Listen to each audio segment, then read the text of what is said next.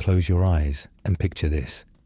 A tiny hut, no chimney, smoke filling the room, and the only source of warmth, a fragile fire pit, teetering on the edge of going out.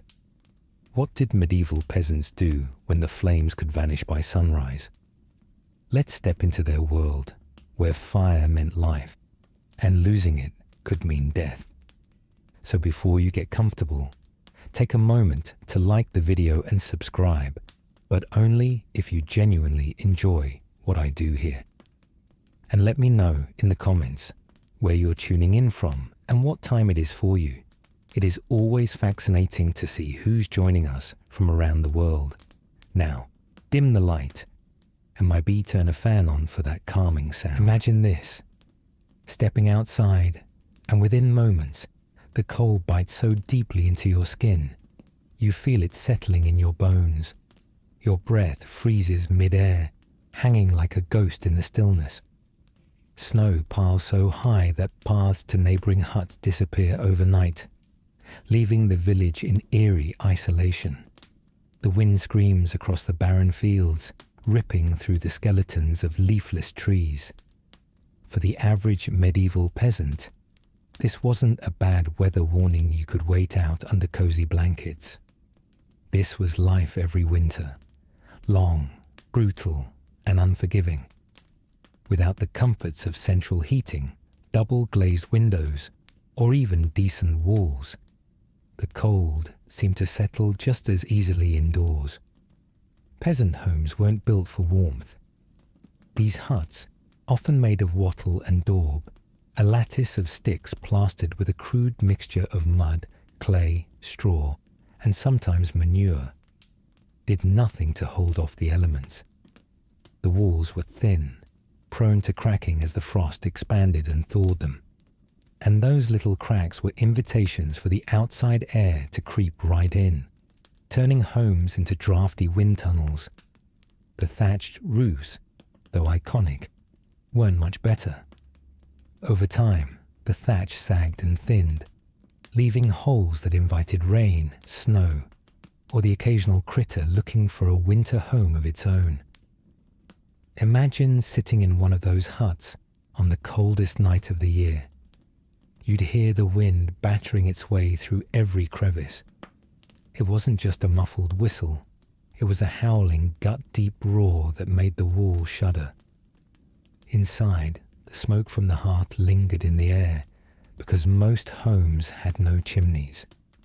The thick grey haze sat heavy, stinging your throat and making each breath harsh and sharp, especially for the children or elderly. Eyes would burn, lungs would ache, but there was no choice. You either lived with the smoke, or you lived without fire entirely, which wasn't living at all. And when the fire wasn't roaring, the cold crept further in. You'd feel icy drafts brushing against your face as you tried to sleep, every exhale visible even indoors.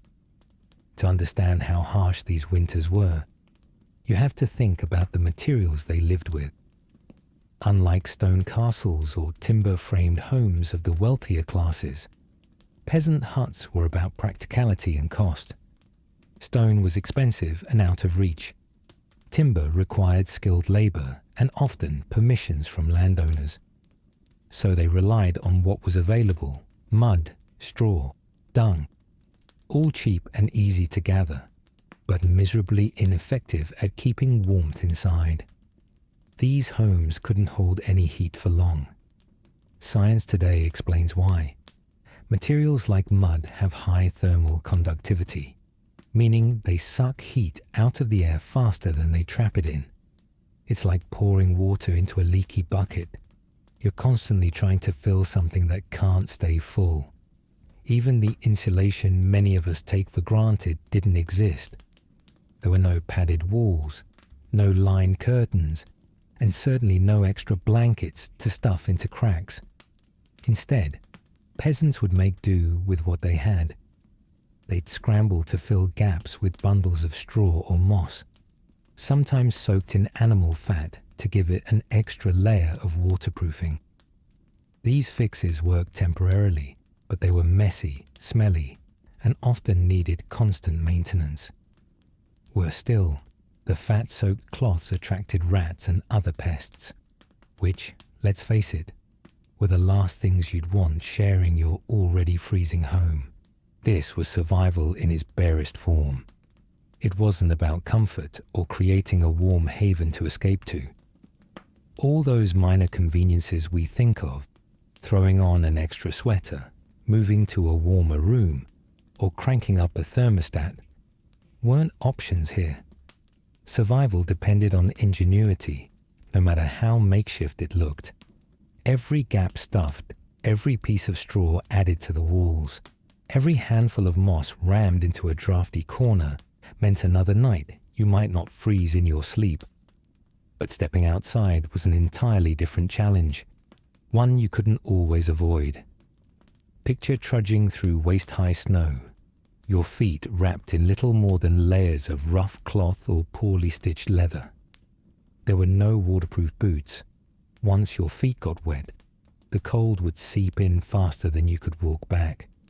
If you paused too long to catch your breath, there was always the risk of frostbite, especially in extremities like fingers or toes.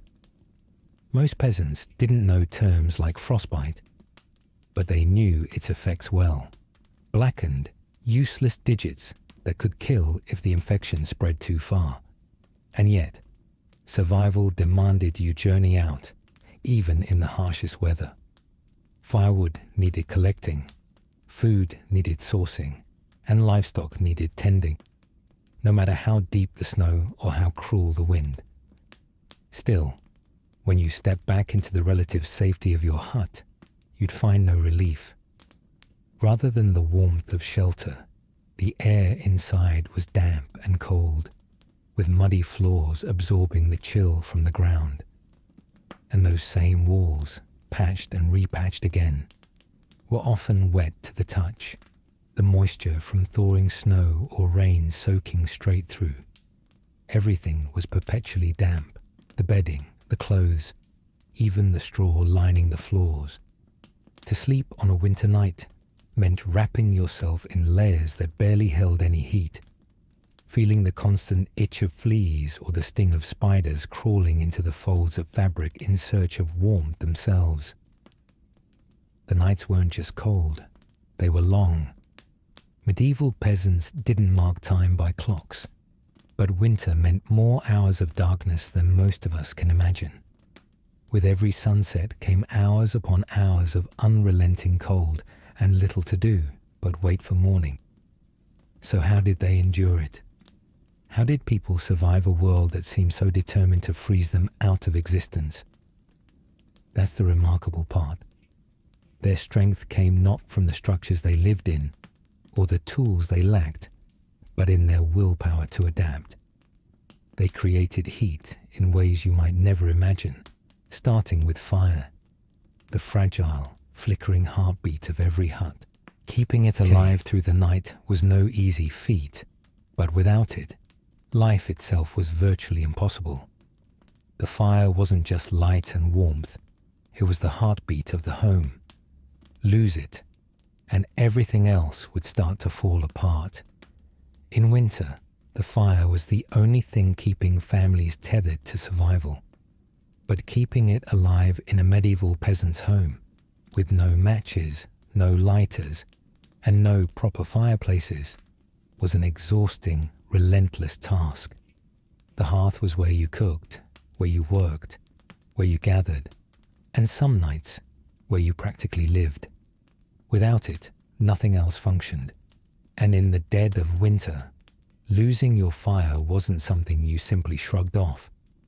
It could mean freezing before dawn. The hearth itself was not much to look at. In a typical peasant's hut, it was usually just a sunken pit in the middle of the room, lined with stones if the family was lucky. No spark guards, no vents, no chimneys. Just a pit surrounded by a small, flattened area of slightly drier dirt. Any wood they'd managed to collect, often damp, rough, and barely capable of burning, was stacked haphazardly nearby, ready to toss in. Smoke didn't rise gracefully through any dedicated opening like you might imagine with a fireplace. Instead, it poured straight up until it hit the roof, then trickled out through whatever holes it could find in the thatch. Most of the time, it just lingered, settling in the air the same way mist might hover above a field. If you lived in one of these homes, it wouldn't matter how much you tried to ignore it. Your lungs would remind you with every heavy, wet cough.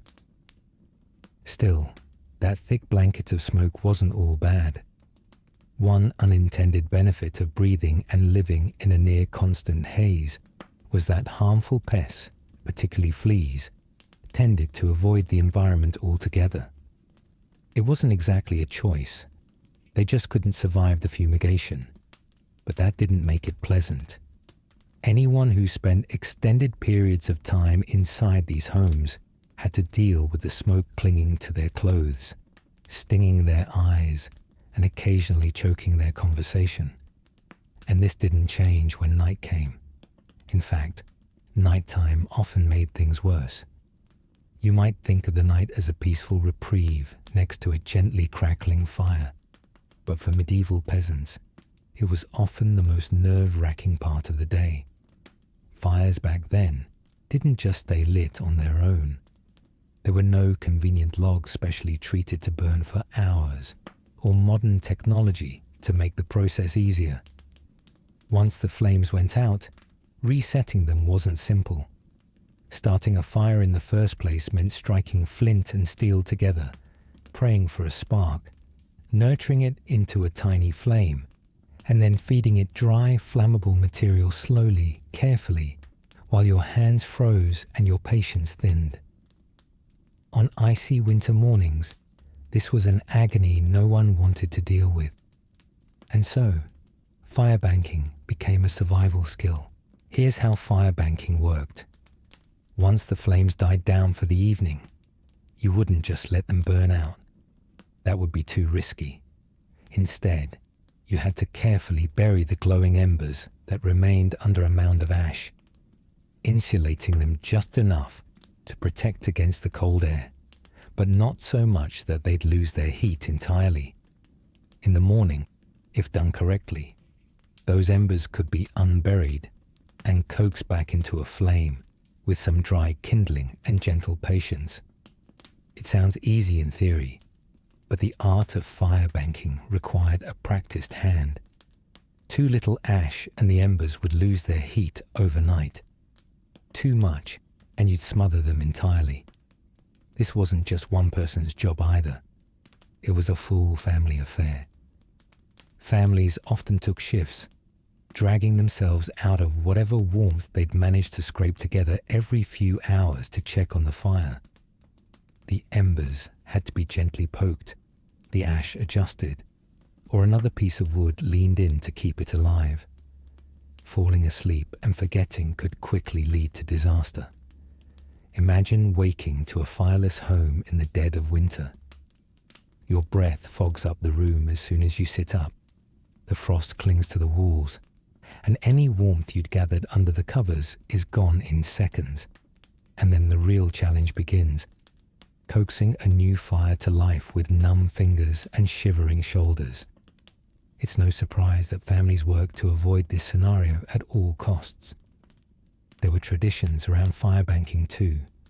Some families swore by using dry ash, claiming it insulated better, while others swore that adding a little moisture improved its longevity, at least in their hut. These techniques were often passed down like family recipes, adjusted over the years and kept secret, because when survival is at stake, even something as simple as how you bank your fire becomes a deeply personal affair. Some would sprinkle herbs in the ash, hoping they'd ward off bad luck. Others might quietly utter a prayer as they buried the coals for the night, asking for guidance or protection from whatever the night might bring. The fire wasn't just a tool, it was a presence, something to protect and care for. But practicality often collided with the realities of a poorly designed medieval home.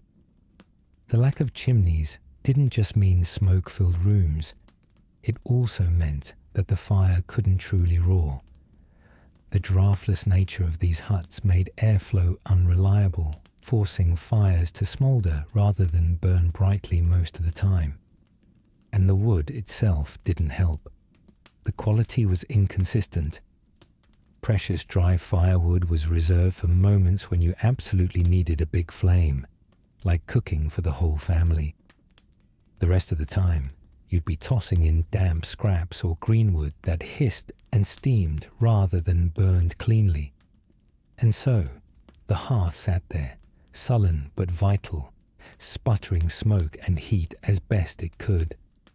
On the more personal side, the hearth wasn't just about fire maintenance. It was something the entire family revolved around, physically, emotionally, and socially. It was the only real source of light in the evenings, so once the sun set, everyone crowded near it, either sitting on rough stools or directly on the dirt floor. That's where meals were prepped, stories were told, and small chores were completed. In those moments huddled together, gazing at the embers, the fire held a kind of hypnotic pull. It felt alive. It drew people in, gave them something to focus on beyond the endless layers of cold and darkness. And while it wasn't enough to make anyone comfortable by modern standards, it was enough to remind them that the struggle was worth enduring for another day. For the most vulnerable, children, the elderly, and anyone sick, the spot nearest the hearth was often reserved. Distance from the fire meant less heat, and less heat could mean real consequences for already weakened bodies.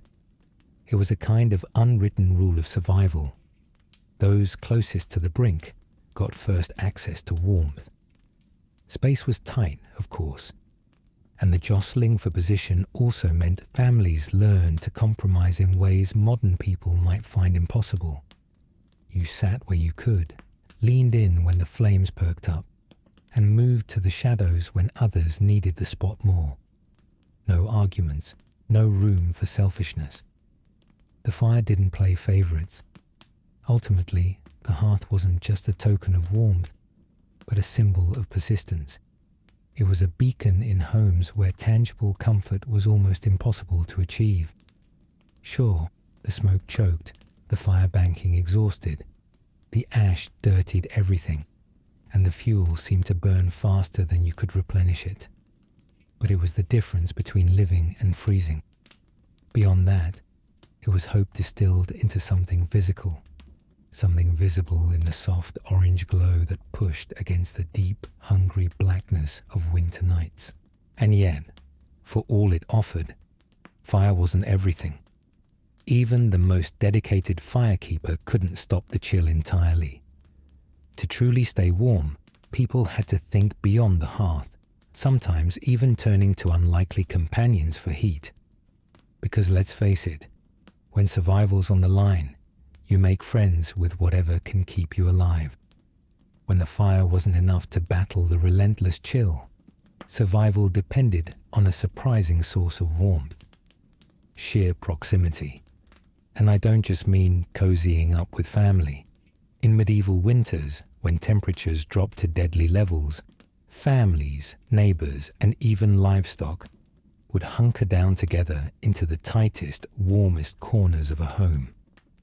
Privacy gave way to practicality, and comfort was replaced with raw necessity, because the more bodies you had, the more heat you could generate. It didn't matter much who, or sometimes even what, provided that heat. Picture a small timber or wattle and daub hut, damp and smoky, with space so limited that squeezing in even a few bodies felt like a game of human Tetris. On the coldest nights, survival meant piling into the softest patch of ground near the fire, creating what might crudely be called a human lasagna. Younger children, who were most vulnerable to cold, often wriggled their way into the middle of the group, sandwiched between parents or older siblings. The elderly, too, were protected by positions at the center, heads and shoulders buried beneath layers of rough wool or patched blankets. Those lucky enough to find themselves in this prime position were often shielded from icy drafts. For the unfortunate souls pressed against the edges, however, the wind clawing through the gaps in the walls ensured their night wasn't exactly restful. Sleeping too close to anyone also came with certain risks. Someone rolling over in their sleep and stealing your blanket, or worse, inhaling the distinct perfume of unwashed wool and weeks-old sweat. But nobody complained. You didn't argue with what kept you alive. There was no glamour in these arrangements, of course. Homes weren't designed for communal comfort. They were designed for barely functional survival. Straw, rushes, or whatever bedding material a family could scavenge functioned as a makeshift mattress, flattened quickly under the collective weight of bodies sprawled across it nightly. Fleas would burrow into the bedding, itching your skin mercilessly as you tried to keep your teeth from chattering. The scent of damp straw, mixed with the earthy funk of feet, human breath, and whatever dirt or muck had been tracked into the house, created an atmosphere that can only be politely described as pungent. And yet, life depended on it. Alone, body heat escaped too quickly into the frigid air, but pressed into a cluster, people could share and trap the warmth needed to make it through the night. This was survival mathematics at work. More bodies equaled more heat. It wasn't uncommon for families to open their already packed homes to neighbors or travelers, well aware that one more body in the pile could mean the difference between a freezing death and another sunrise. It might get so cramped that turning over during the night became a physical ordeal, jostling awake whoever lay nearby. If you weren't careful, a poorly timed movement could expose someone to a brief but brutal draft, earning you the kind of glares that made campfire stories of witches and curses seem tame by comparison. But it wasn't just humans crammed into these tight quarters. Livestock, a cow, a few goats, maybe even the occasional pig, frequently spent their nights inside the home as well. This wasn't some quirky peasant tradition. It was pure pragmatism. In the absence of insulation, animals provided an irreplaceable source of extra warmth. A full-grown cow, for example, generates enough heat to significantly raise the ambient temperature of a small room, and larger families quickly realized that the warmest guest they could invite into their home was the one that also doubled as a milk producer during the day. Goats, smaller and just as determined to find warmth, were another common addition. Often described as stubborn creatures, goats seem to have a knack for sneaking into homes, heat or no heat. A goat didn't exactly ask for permission. It simply made itself comfortable wherever it pleased. Animals like chickens were equally useful, though less deliberate about their warmth-sharing tactics. Perched on rafters, nestled in old baskets, or huddled beneath benches, chickens added a degree or two to the freezing air just by being present. And then there were pigs, whose unapologetic unpredictability turned every medieval living room into a series of unexpected adventures. Pigs didn't respect boundaries. They'd plop themselves down wherever they liked, grunting and snorting, often oblivious to whose legs they'd just invaded. Sharing your straw bedding with a pig certainly wasn't ideal, but in the battle between warmth and pride, warmth always won. Bringing livestock indoors also created some unlikely hazards. For instance, waking up to a sharp peck from a roosting chicken, which had somehow decided your hair looked like a cozy perch, wasn't exactly rare. Neither was stumbling out of bed in the dead of night, only to plant your bare foot into something unpleasant left behind by the pig. And yet, despite the chaos, the noise, the smells, The general indignity of it all. These animals were lifelines. Cold kills. Cows cuddle. Even if it's a reluctant cuddle backed up with a side-eye glare and some inconvenient slobbering. Still, peasants knew they couldn't rely on livestock alone. Strategic sleeping positions within the household went a long way in preserving warmth, and practical wisdom about sleeping arrangements was handed down like sacred knowledge.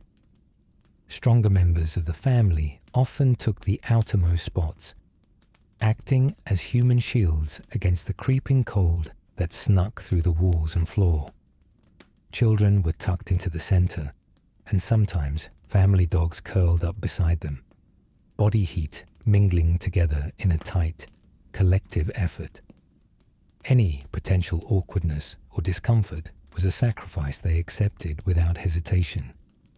And if you didn't have enough people or animals to share the cold nights, that was a problem. Without the communal warmth of both humans and livestock under one roof, the chances of seeing spring were slim. Whether someone survived the harshest winters often came down to how full their home felt at night. That one extra pair of arms or 4 extra hooves could make the difference between frostbitten toes and waking up stiff but still breathing. Think of it. A tiny room, overcrowded to bursting, air thick with sweat, smoke and manure, but somehow warm enough to keep everyone alive. The sensory experience of these arrangements was memorable, to say the least. Imagine the sharp tang of unwashed bodies mingling with the sour smell of damp wool blankets, layered with the earthy musk of cattle. The air was humid and cramped, punctuated by the occasional loud snore or grunt from both humans and animals. For the lighter sleepers, the cacophony of sounds might make rest difficult.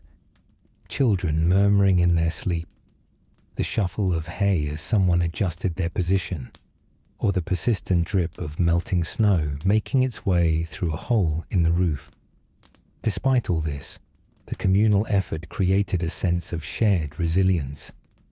You didn't just depend on your family to stay warm, you depended on your animals, your neighbors.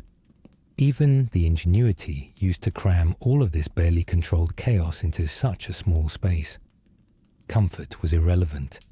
Warmth was a necessity. If you could meet that, nothing else mattered. And yet, the nights were long. Exhaustion would eventually pull everyone, people, cows, pigs, and all, into restless but necessary sleep. Overcrowded, probably itchy, and most definitely smelly or snoring. But it worked. It always worked just well enough for them to wake up and do it all over again until the winter released its frozen grip. Of course, even with body heat and livestock, warmth was hard to hold on to without the proper protection. Sleeping in a cluster might stave off the chill for the night, but the next morning brought new battles with the cold. And that meant layering on every spare scrap of clothing imaginable, or whatever passed for clothing in those days. If you thought this all sounded primitive, wait until you hear just what passed for fashion when warmth was on the line. When you think of medieval clothing, you might imagine flowing tunics, fur-lined cloaks, or something clean and vaguely romanticized. But the truth, peasant fashion wasn't about looking good. It was about not freezing to death. The outfits of the day weren't just mismatched layers of necessity. They were, in many ways, survival tools built to battle the cold. And they were, quite frankly, disgusting by today's standards. Dirt, grease, and an ever-present layer of filth weren't merely tolerated. They were essential to staying warm. Let's start with the basics.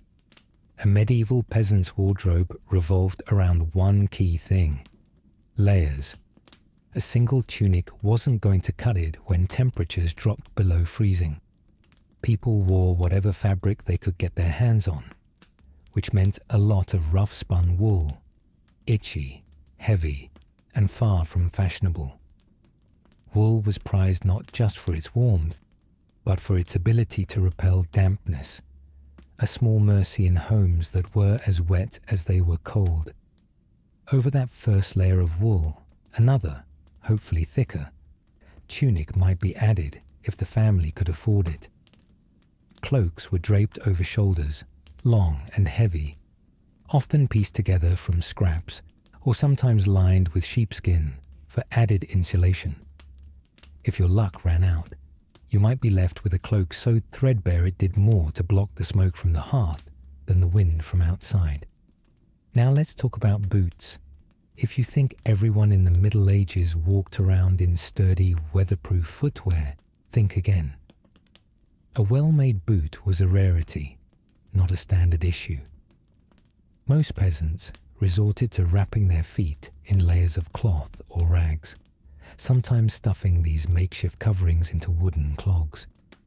It wouldn't take long before the rags became damp from the snow or slush seeping in. And when your feet were wet, the cold didn't take much time to work its way in either. If frostbite didn't claim a toe or two, it was often because they kept adding layers of rags until the whole assembly practically swallowed their feet. And then there was the question of hygiene, or more accurately, the lack of it. Washing clothes wasn't a weekly or even monthly chore. It was a rare event, certainly avoided in winter unless absolutely necessary. Why? Because washing, in medieval terms, meant hauling your garments to the nearest frozen stream, smashing through layers of frost, then dragging soggy fabric back to your home, where drying it could take days. Damp clothes, meanwhile, were a death sentence. A frozen tunic wasn't just uncomfortable, it could rob your body of heat faster than being outside with no tunic at all. So peasants made a choice. They skipped the wash, and by skipped, I mean for months at a time. Their clothes reeked of smoke, sweat, and lanolin, a greasy substance naturally found in wool that only deepened the aroma. But this layer of filth, believe it or not, had a purpose. Over time, the built-up dirt and grease came with an unintended advantage. It clogged the tiny gaps in the rough-spun fabric, acting as a wind-resistant barrier. In a way, filth turned into medieval weatherproofing.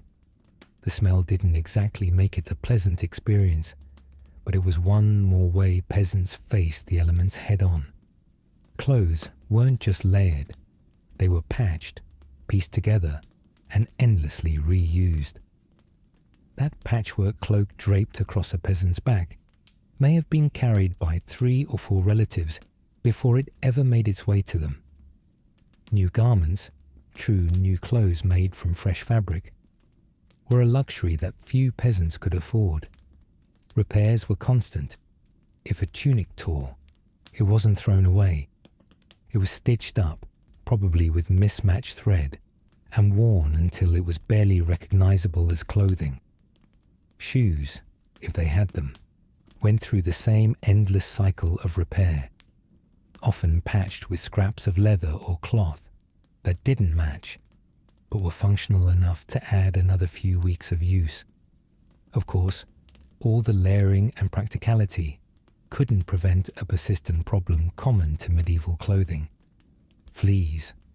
These little parasites were an unavoidable part of everyday life in homes, where livestock often lived under the same roof. The itch of flea bites was constant, and thick layers of unmoving, unwashed fabric only created breeding grounds for more of them. Imagine lying down to sleep, bundled in layer after layer of clothing, unable to escape the scratching that came from beneath. Still, even knowing the fleas were there, peasants stuck to their bundling methods, because stripping down to eliminate them would invite something worse: freezing to death. Hats, scarves, and gloves were the unsung heroes of medieval winter wear. A simple woolen cap could mean the difference between waking up with warm ears or frost-nipped ones. Scarves often doubled as head wraps, trapping body heat around the face and neck where it escaped most quickly. Gloves were homemade, pieced together from scraps of leather or even stitched fabric. They didn't have the sleek design we might imagine today. One source rather memorably describes them as resembling sad puppet costumes. But elegance wasn't the point. If you had gloves, no matter how misshapen or unattractive they were, they helped ward off frostbite. Every tiny piece of protection mattered in a world where fingers could be lost to the cold before signs of frostbite even had time to fully develop. Children, meanwhile, were swaddled to the point of near immobility. Parents would wrap them in as many layers as their meager resources allowed, resulting in waddling little figures who, if they fell down, likely struggled to get back up. Heavy wool cloaks, leggings stuffed into layers to cover every gap, mittens patched with anything close at hand, keeping kids from shivering uncontrollably was an ongoing project. If they ended up looking like overstuffed turnips, as one observer might call it, at least they weren't freezing turnips. While every layer helped, there came a point where clothes simply couldn't stop the deepest cold from creeping in. Winter winds sliced through even the thickest wool coats, and frost built up on clothing if you spent too much time outside. When the biting air finally seeped through, it wasn't always layers of fabric that solved the problem.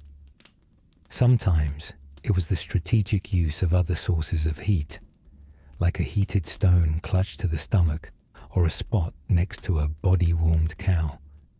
At night, even the most elaborately bundled individual wasn't immune to drafts finding their way under multiple layers of fabric, burrowing in to steal the last bit of warmth before morning came. Clothing in medieval winters wasn't just a wardrobe. It was armor for survival. Every stained tunic, scratchy scarf, or patched cloak had to work overtime to keep its wearer alive. Dirt and grease turned from nuisances into necessary features of the fabric, providing a kind of primitive insulation that no one expected, but everyone quietly relied on. Laced with functionality, cloth was stitched, not with style in mind, but out of true desperation. Peasants didn't care how they looked, so long as they could withstand another hour of bitter cold. Still, even dressing yourself in as much warmth as possible couldn't solve the bigger problem. The ground beneath your feet, frozen solid and leaching away your body heat as you slept. No matter how many layers you wore, the earth beneath you was still colder. That's where straw bedding, heated stones, and sleeping strategies stepped in, proving that true warmth went far beyond the fabric you could pile onto your body. A good night's sleep in medieval winter wasn't about having sweet dreams or waking up well rested. It was about not freezing to death before the sun rose. When your home was nothing more than a smoke-filled hut with dirt floors, finding a way to stay warm through the cold, endless nights could feel like a battle you fought every single day. Forget cozy beds or thick mattresses. Your options were limited to straw, rushes, and, if you were lucky, a corner that didn't catch too much of the draft rolling in through uneven walls. The simplest sleeping arrangement, and sadly the most common, was the bare dirt floor. Peasants often didn't have proper beds, let alone enough materials for something as luxurious as padding. The cold rose straight up from the earth, creeping through your clothes and into your skin, as if the ground itself wanted to claim whatever warmth you had left. So, instead of sleeping directly on the dirt, families would spread straw or rushes across the floor, layering it like a crude version of carpeting. On the best days, this insulation gave just enough protection to keep the worst of the frost from seeping into your back as you slept. On the worst days, the straw flattened within a matter of hours. offering little more than the illusion of warmth. For those who had a bit more to their name, a wooden bed frame offered a rare elevation off the ground. But don't get too carried away imagining something comfortable. These beds weren't carved with care or stuffed with soft feathers. They were often just 4 planks nailed together to form a basic rectangular frame, fitted with a sack of straw, pretty much medieval shorthand for better than nothing. Now, if you thought the straw floor was uncomfortable, the bed frame didn't improve much on that. Over time, the straw poked through the sack, turning your bed into what many would describe as a crunchy, itchy nightmare. Tossing and turning didn't just wake you up. It could leave you scratched raw, while the fleas that lived in the straw bedded down for their own version of a feast. And there were plenty of fleas.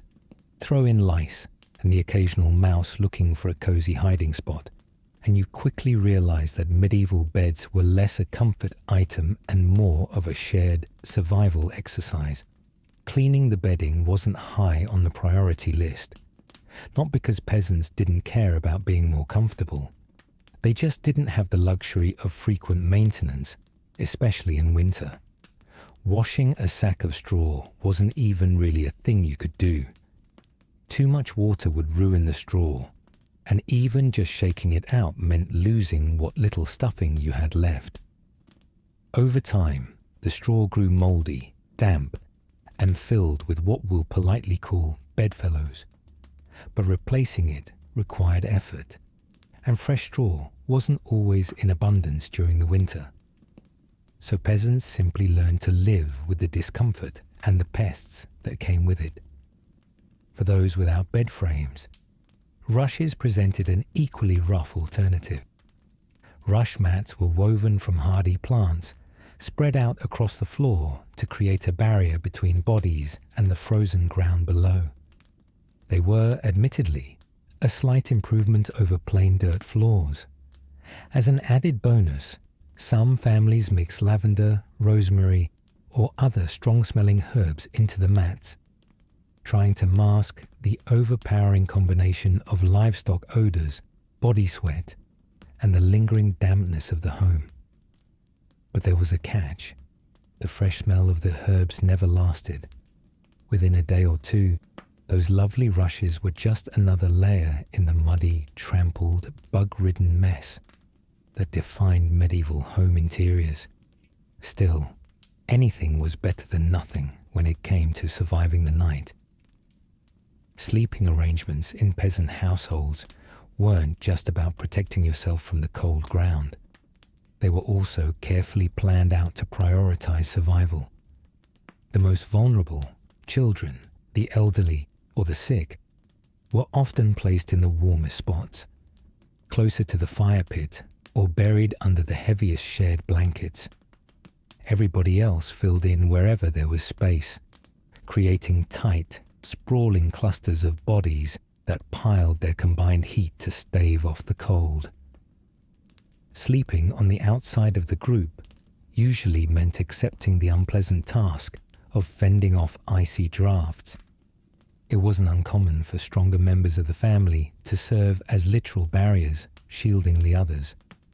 There was nothing glamorous about lying in the path of a freezing gust of air pushing through cracks in the walls, but it was one of those sacrifices you made to keep someone more vulnerable alive. Still, there were nights when even the thickest straw bed or warmest corner offered little protection. That's when medieval peasants resorted to creativity in the form of heated stones and hay boxes. The concept sounds simple, and it was, but it was effective. A stone large enough to retain heat was left by the hearth during the evening, soaking in the fire's warmth. Before bed, the stone was wrapped in cloth to prevent burns and tucked in, alongside whatever blankets or straw bedding was being used. Think of it as an early version of a hot water bottle, minus the water. The stone radiated heat for hours, warming toes, hands, or any part of the body it was pressed against. The hay box, another clever if crude solution, worked similarly. Heated stones were placed inside a thick box stuffed with hay, which acted as insulation. The box retained heat much longer than the stone alone, allowing peasants to draw warmth from it throughout the night. These makeshift heaters weren't perfect. They cooled down eventually, and they required close proximity to be helpful. But when you had nothing else, they made a world of difference on nights when the frost seemed to curl its fingers into every corner of the house.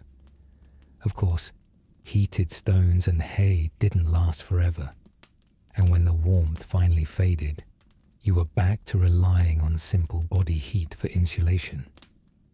This made every sleeping arrangement, no matter how basic or uncomfortable it seemed, a calculated move toward survival. The truth is, medieval peasants didn't conquer the icy ground so much as learn to live uncomfortably above it. Every scratchy, smelly, bug-infested layer of straw, rushes, or hay was a small defense against the unrelenting cold. A good night's sleep wasn't measured by how well you rested. It was about waking up the next morning with all your fingers and toes still intact, and maybe, if you were lucky, fewer flea bites than usual. That was considered a victory. But sleeping strategies weren't the only way peasants fought off the cold. Even with the warmest beds imaginable, one thing was certain. If you weren't eating well, you wouldn't last the winter. Because as much as fires warmed the home and bodies huddled for heat, survival in medieval winters had to start from the inside out. Food wasn't just nourishment, it was fuel, and finding enough of it during the darkest months of the year.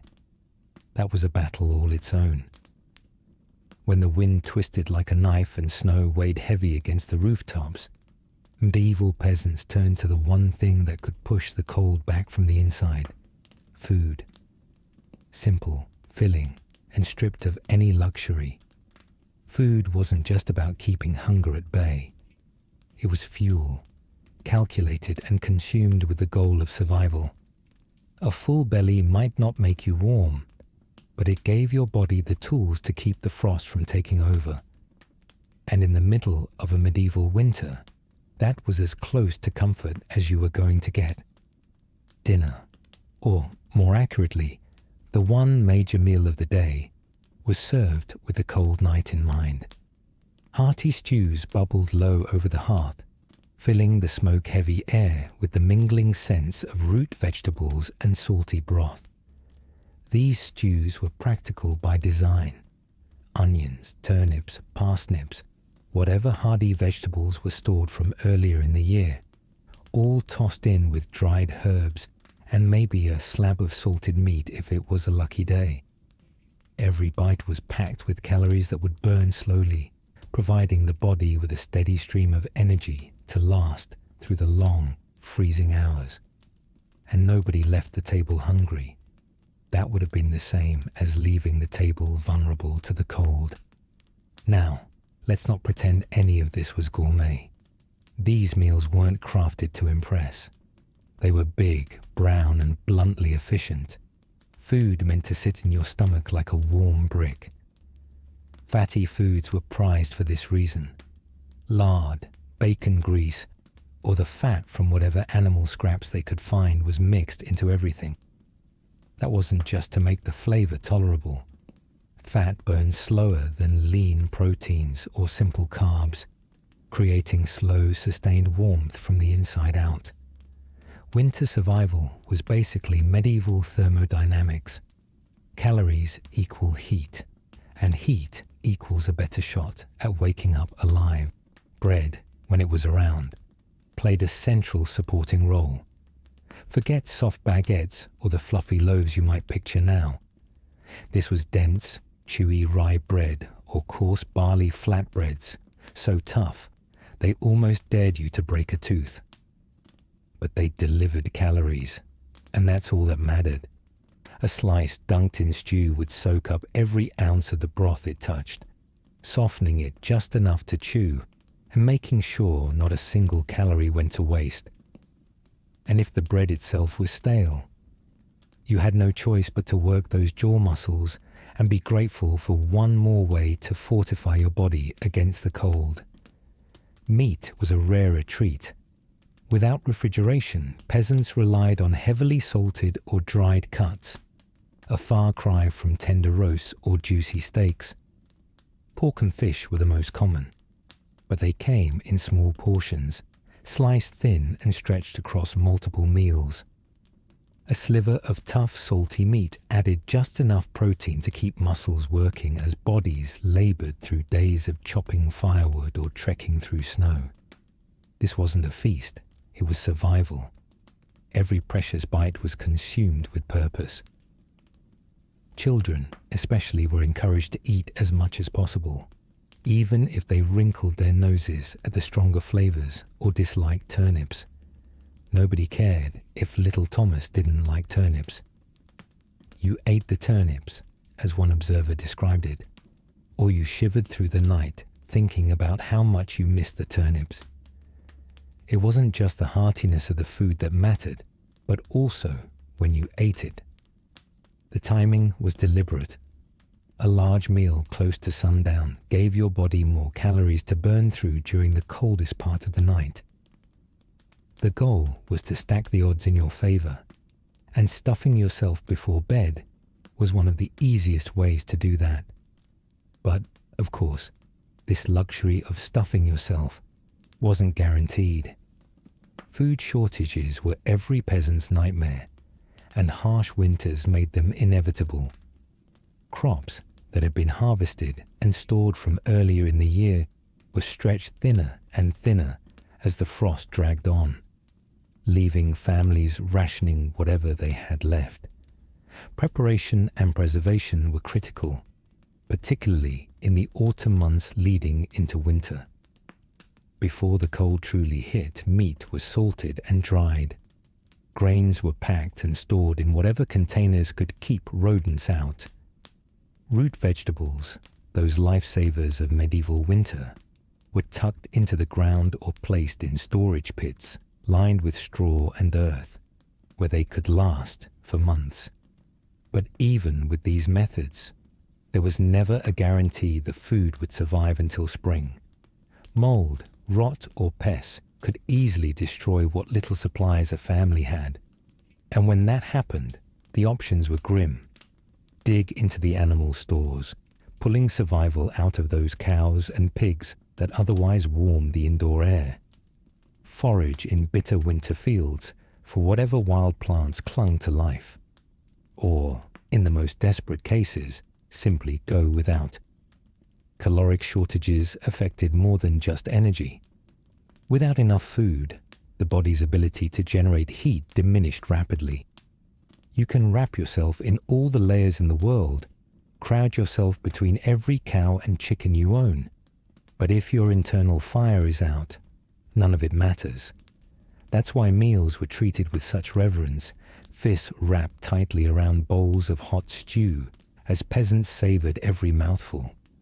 If something went wrong, if a pot tipped over or a bowl was dropped, it could feel catastrophic. It wasn't just spilled stew, it was spilled survival. But meals weren't pure practicality. There was a kind of unspoken ritual around the evening meal, built less around tradition and more around solidarity. Huddled together near the hearth, bowls clutched in calloused hands, people shared more than food, they shared moments. Sharing a meal was a reminder you weren't surviving alone. The family, however big or small, relied on each other. A bowl passed to a younger sibling, a crust of bread offered to someone who hadn't eaten enough, a tired laugh about just how bad the stew tasted tonight. It all wove a fragile thread of humanity through lives dominated by cold and discomfort. For those brief, warm moments, fighting the frost didn't feel quite as impossible. And the meals themselves weren't always dull. Herbal knowledge was passed down through households, turning a handful of garden time into a small burst of flavor in an otherwise monotonous stew. Fermented foods, from sour cheese to pickled vegetables, added acidic punches to cut through the heaviness. These small touches didn't reinvent the meal, but they added a flicker of liveliness to the dark days of winter. For children, the meal often felt enormous. The heavy portions stretched their bellies until they were half sleeping before they even finished, slumped against a parent or sibling. That overstuffed feeling provided a unique, if unglamorous, side effect: wild, strange dreams. Kids awoke groggy, muttering about nonsense images brought on by overworked digestion, combined with the smoky, overcrowded air of the hut. For adults, though, there wasn't much daydreaming involved. They ate to stay alive, to keep their bodies running efficiently during nights when the temperatures clawed into the home, no matter how many layers you wore or how close you sat to the fire. Food, even at its most basic, was survival when winter tightened its grip. And while nobody would have called a chunky bowl of turnip and onion stew luxury living, it kept the frost at bay one slow bite at a time. Eating was purposeful, every calorie carefully consumed and appreciated. Bread soaked up broth so none was wasted, soft marrow scooped from discarded bones. Every crumb, every drop turned into energy. It was a cycle, not always satisfying, not always abundant, but reliable enough, if you were lucky, to pull you through another night. Still, no matter how much soup you drank or bread you chewed, there was no stopping the cold entirely. After the bowls were scraped and the family settled in for the night, the frost crept through every corner of the hut, slipping into cracks, licking at toes, and biting through threadbare quilts. That's where ingenuity came into play once again, forcing peasants to find one more way to hold the cold at bay. Survival meant everyone, every creature, and every inch of the home itself had to work together to block out the howling winter winds. When the winter wind came roaring across the countryside, even the sturdiest stone castles struggled against its bite. For the peasants, holed up in their wattle and daub homes, the cold wasn't just a nuisance. It was an adversary seeping in through every crack, gap, and poorly patched corner. These houses, built with materials as humble as their inhabitants, may have done fine in milder conditions. But when the frost set in, they turned into what might generously be described as very enthusiastic wind tunnels with a roof. The battle wasn't just about keeping the wind out. It was about keeping every scrap of warmth trapped inside, a task that peasant ingenuity had to tackle head-on. Here's the reality of a medieval peasant home. Thin walls made from sticks and mud barely held together, thatched roofs that rarely kept their promises, and floors of hardened dirt that seemed to inhale the chill from the earth. To make things worse, these homes weren't tightly sealed by any stretch of the imagination. Cracks formed where the mud plaster dried out or crumbled, and gaps lingered where the sticks shifted with time. This meant the cold winter wind, and sometimes actual snow, slipped its way through every weak spot it could find.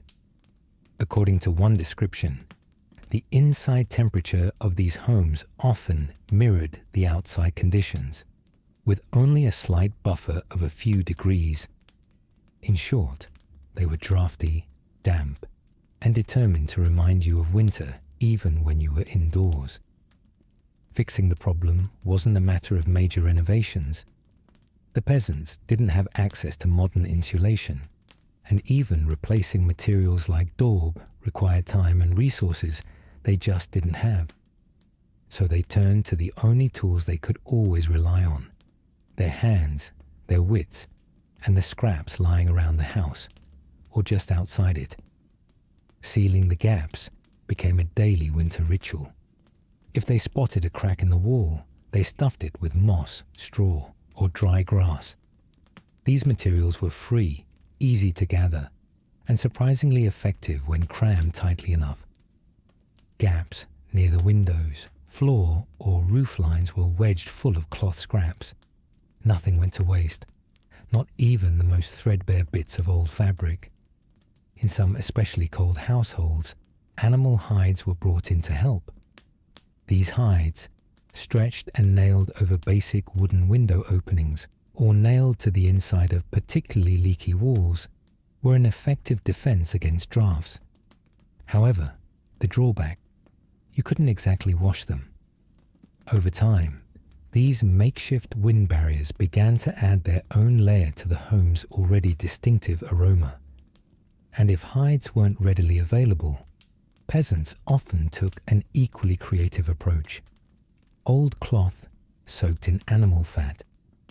The fat acted as a natural sealant, plugging gaps more effectively than cloth alone. But as one account puts it, this wasn't without consequence, because the soaked fabric carried the bonus aroma of mystery meat. While cloth and moss were used for sealing smaller cracks, entire walls sometimes needed reinforcement against the elements. During the late autumn months, some peasants undertook winterizing projects by adding extra layers of mud and dung to the outside walls of their homes. It probably wasn't pleasant work, particularly with freezing fingers coated in wet earth, but it gave homes a fighting chance against the winter. Unfortunately, even these extra layers often cracked under pressure, rendering the improvements temporary at best. Yet any delay in the full brunt of the cold was welcome, even if the house quickly returned to feeling like a slightly sad patchwork quilt. The roof was another regular combat zone in the battle between peasants and the weather. Thatched roofs had their own quirks. Over time, the tightly packed bundles of straw sagged, warped, or outright gave way, leading to leaks and air drafts where the icy wind raced in. Fixing these gaps often meant scrambling onto your roof in the bitter cold to shove bundles of reeds or, in extreme cases, chunks of turf into the holes.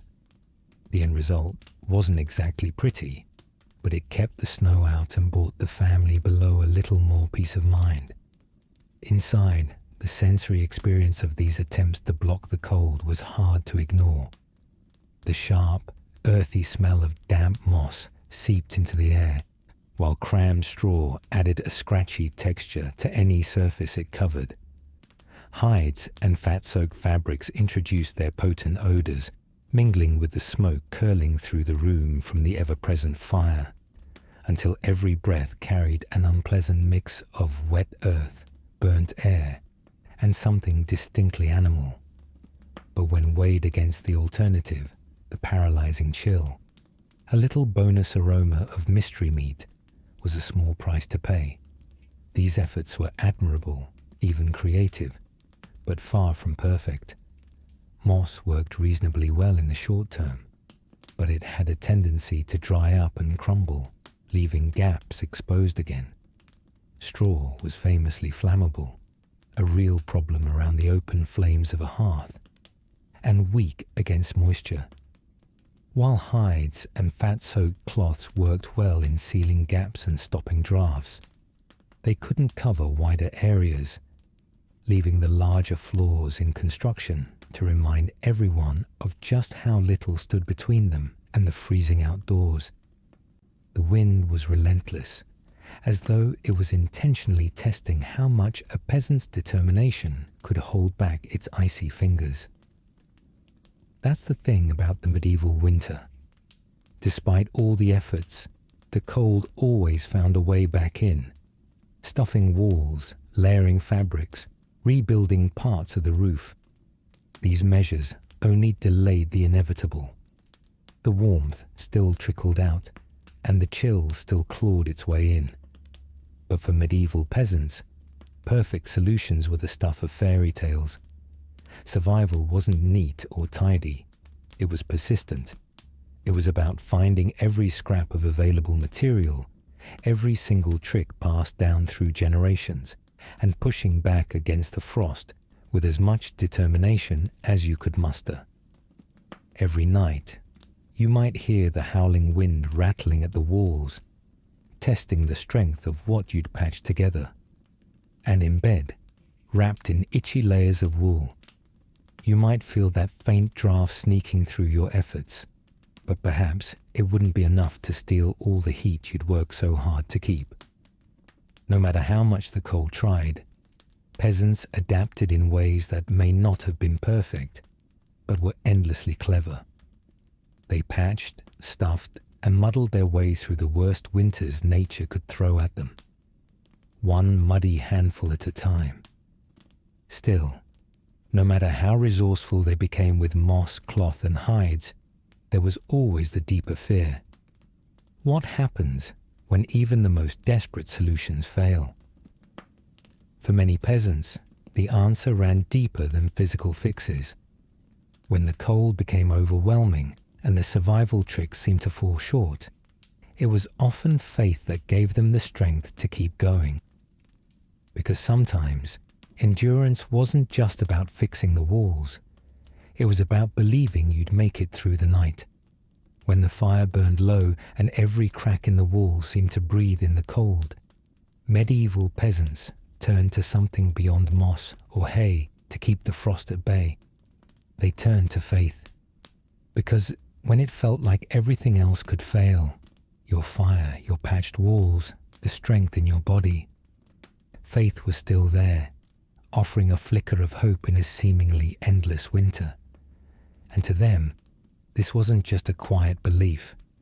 It was woven into the very rhythm of survival, carrying them through the nights when frost and darkness seemed more powerful than anything human hands could fix.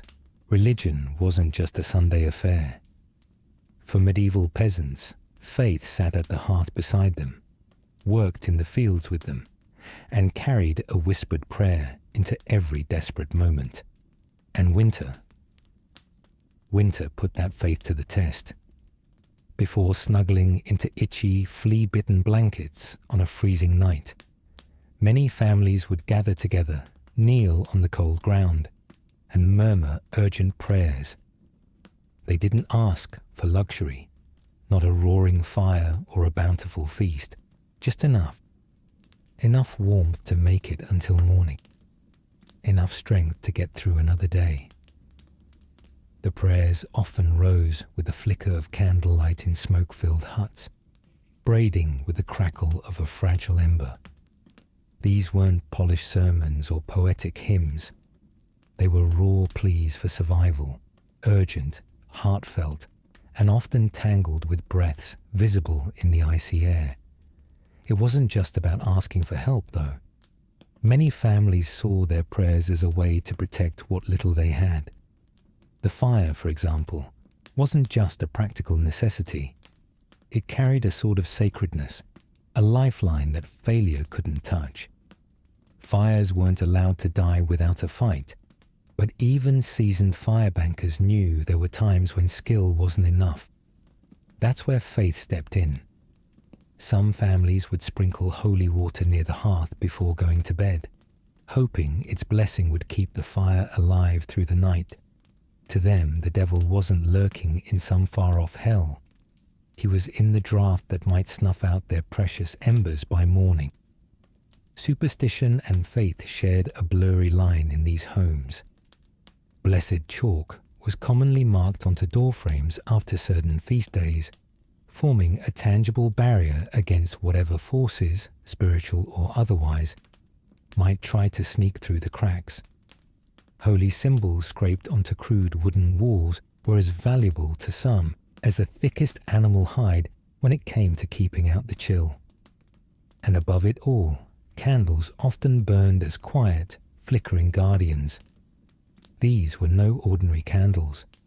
They were usually blessed, sometimes by the most pious woman in the village or a local priest. Their light wasn't just practical. It was a reassurance, something to cling to when every roar of wind against the walls made those inside wonder if this was the night their roof might finally give way. Each faith-fueled act was an extension of the same truth.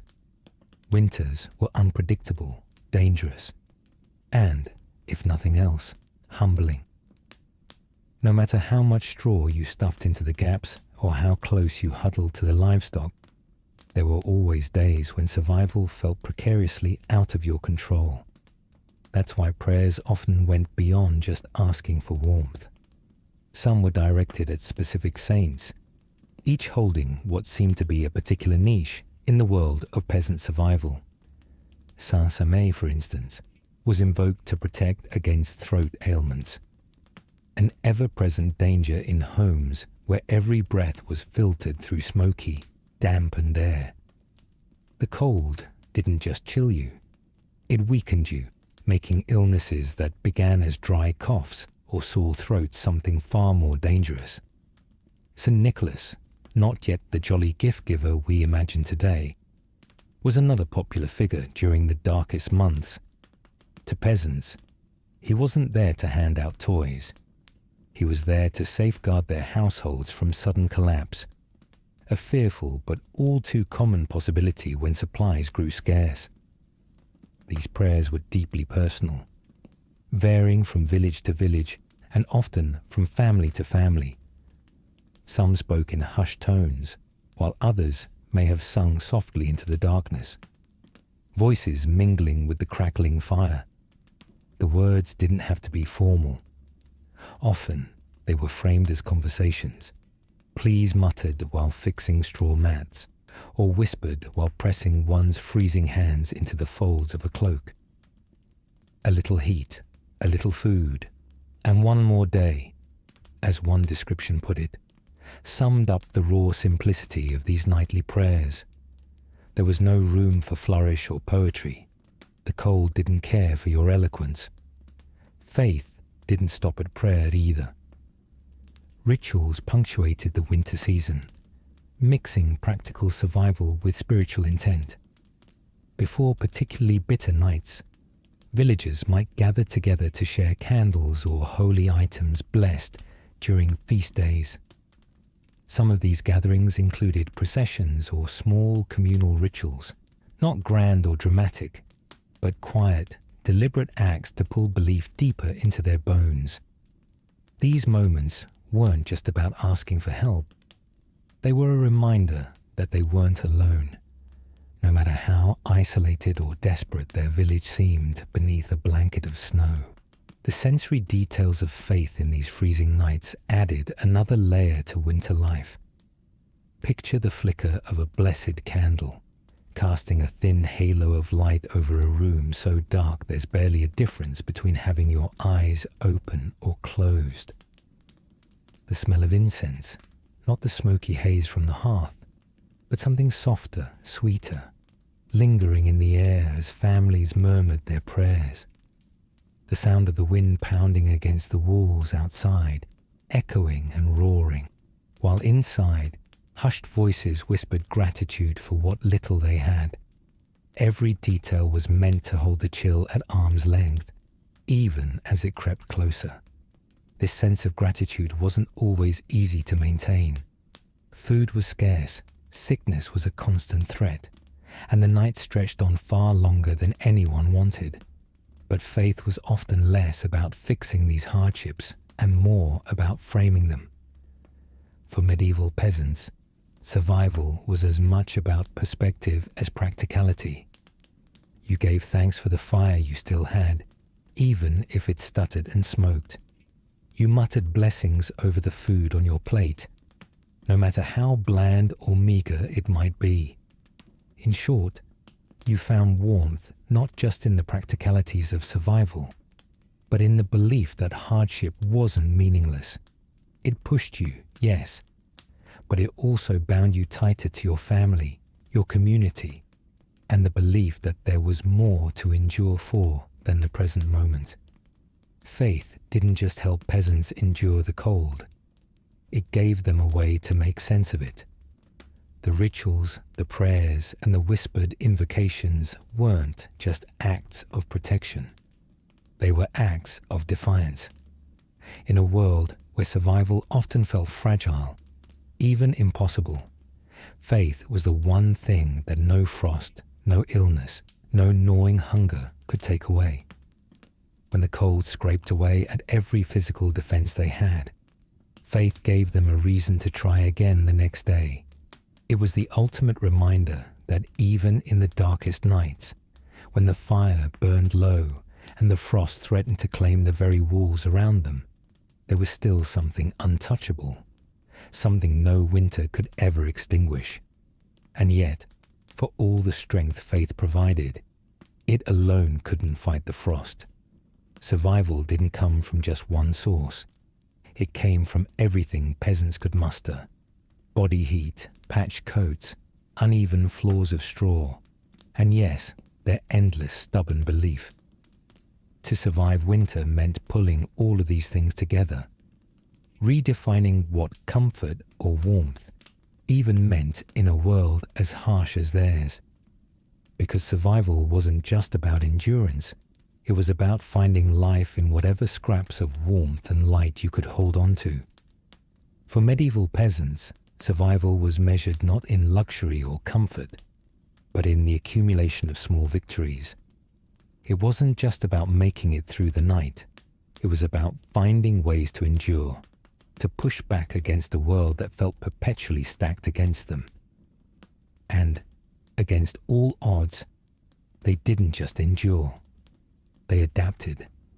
They found ways to turn these cruel, biting winters into shared experiences, carving moments of connection and even joy out of the hardships they faced together. When you think about the modern luxuries we have, thermostats glowing steadily, walls lined with insulation, shoes and clothes that keep you genuinely warm, it's easy to take comfort for granted. For peasants, warmth wasn't handed to them with the click of a button or a flip of a switch. It had to be fought for. Every crack stuffed with straw, every ember nurtured, every meal of watery stew was an act of defiance. And yet, despite living at the mercy of the elements, they didn't just collapse under the weight of it all. They found happiness, small, fleeting glimpses of it, in ways that shaped not only their survival, but their sense of meaning. Take the hearth, for example. It wasn't just where they cooked or tried to stay warm. It was the center of their world, a literal and emotional anchor. Families gathered there not just for necessity, but for each other. Imagine it. Everyone sitting shoulder to shoulder, staring into the flicker of the fire, sharing scraps of food or stories handed down from memory. The smoke hung heavy, your clothes itched from days of wear, and yet there was laughter. A child's giggle as they tilted dangerously close to someone. An older sibling or parent catching them just in time. A half-hearted joke about how someone, usually somebody's father, snored loud enough to scare the wind right out of the cracks in the wall. In that atmosphere, it wasn't the fire itself that held all the warmth. It was the people. Community wasn't just helpful in this fight against the cold. It was everything. These villagers didn't retreat into isolation, even when the snow piled high enough to block roads and disconnect them from the world beyond. They leaned on each other, pooling what they had, whether it was wood, extra scraps of food, or muscle strength to repair damage that storms had done to a neighbor's home. If someone's hearth fire went out, it wasn't uncommon for neighbors to offer a spare ember, setting it carefully into a thick clay pot to protect it from the wind. This wasn't charity. It was survival, a mutual understanding that no one made it through alone. As harsh as the winters were, they brought people closer, forcing them to build and rely on a kind of closeness modern life doesn't often demand. And then there was creativity. Even in the bleakest conditions, medieval peasants turned necessity into a source of pride and ingenuity. When they couldn't afford to waste firewood, they invented careful methods like fire banking to stretch the life of their coals. When layered clothing was all they had to fight the cold, They learned to sew thick linings into their tunics or grease their boots to repel wet snow. These weren't just clever tricks, they were triumphs, small and personal but deeply meaningful. Waking up to discover the embers were still glowing under their carefully banked ash wasn't just a relief. It was a moment of quiet pride, proof that their effort, their persistence, had made one small victory against a world that kept trying to freeze them out. Think about their mornings for a moment. The sun would rise over fields cloaked in frost, light seeping through the cracks in their homes, soft orange and white hues painting the dirt floors. By all measures, it wasn't warm yet, not even close, but the sight of that light was often enough to nudge people awake with a flicker of hope. A tulelo ember ast gelentet, hogi, atus, udra, eletra kafato. The frost on the roof sparkled in a way that, maybe just for a moment, made the harshness of winter look beautiful. These tiny, sensory moments, the warmth of a fire finally catching, the crunch of frost-covered straw underfoot, the feel of a slightly warmer patch of sunlight hitting your face through a hole in the wall, became part of their day-to-day narratives. Small, yes, but enough to remind them that life was worth fighting for, one frigid day at a time. Even meals, as simple and monotonous as they were, created moments of connection that went beyond just feeding the body. Imagine sitting around a communal dish, elbows brushing, passing hunks of bread around as the steam from a shared stew blurred the edges of candlelight. Sure, the food wasn't exciting. Stew made from turnips, a few wild greens, and, if they were lucky, salted pork. But it was filling, and most importantly, it was theirs. There was satisfaction in this act of providing, in knowing everyone went to bed just a little less hungry. Those mealtimes, smoky and loud, weren't moments anyone looked down on. They were survival, yes, but also celebration, a shared appreciation for making it to another evening. These shared struggles, the patching of walls, the huddles around the hearth, left a mark on medieval communities that went far beyond winter. That deep reliance on each other, born out of mutual suffering, wove a fabric stronger than any reed roof could ever be. Surviving winters together strengthened bonds, instilled compassion, and created a kind of mutual accountability that laid the groundwork for how these people lived, even when the frost finally melted and the fields turned green again. The laughter shared during harsh winters, the borrowed embers, the whispered prayers, they weren't just survival tactics. They were the basis of traditions, of trust, of resilience. Of course, it's easy to romanticize this now, sitting in heated homes with hot coffee or tea nearby, scrolling past endless distractions on glowing screens. It's easy to forget what it means to live with frost crawling through the walls, to feel your strength wane because there wasn't enough food left, or to wake up in a home that feels colder inside than it does outside. That kind of discomfort transforms what comfort means entirely. For peasants, comfort wasn't about soft fabrics or plush bedding. It was a fire that didn't go out, a meal that settled warm in their stomachs, the sound of a neighbor's laughter breaking through the quiet despair of a long winter. The truth is, their experiences leave us with lessons more profound than we might realize. They remind us of the importance of community, that when faced with overwhelming odds, it's the people around you who keep your fire burning, literally and figuratively. They remind us how powerful creativity is, even in the simplest acts, and how finding meaning in small victories builds immense resilience. Most importantly, they remind us that comfort doesn't always come in grand forms. It's the quiet warmth of surviving together, of reaching out for one more ember when the cold closes in. So while we might never return to those hard winters in wattle and daub huts, there's power in reflecting on what they faced and how they endured. That flicker of hope in a surviving ember, the smell of smoke curling softly from a neighbor's shared fire, the sight of frost melting at dawn. Even today, there's something there that holds an ancient lesson. Perhaps it's gratitude, resilience, or just the reminder that at its core, survival has always been a shared effort. And if they could make it through those nights, maybe we can too. Medieval peasants showed us that survival isn't just enduring, it's adapting. Every ember they coaxed back to life, every draft they battled with straw and faith, was proof of their resilience and ingenuity. They didn't have the warmth we take for granted, but they built communities, shared strength, and invented ways to live through the coldest nights.